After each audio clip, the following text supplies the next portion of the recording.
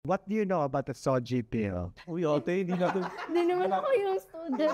hindi naman natin pinag-usapan to. Ay naman po naman ka na kapatid mo tayo, hindi mo yung tinuruan. Ano na, Soji? Soji. Alam nyo, i-google nyo na lang.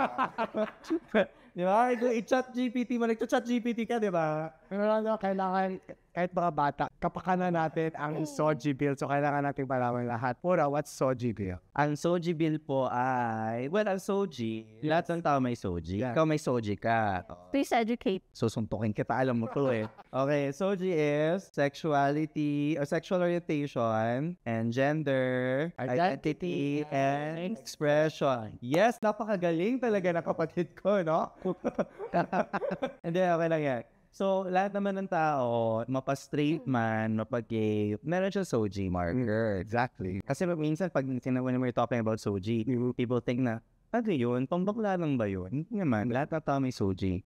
Lahat tayo may sexual orientation. At ika nga nila, the Soji bill is a bill for everyone. Yeah. For example, kung straight ka tapos discriminate ka sa trabaho dahil straight ka, pwede mo gamitin ang Soji bill. Correct. Or, correct, na-discriminate ka dahil babae ka. Pwede rin yun. Exactly. Kasi nasa ano yun, expression mo yun. Yeah.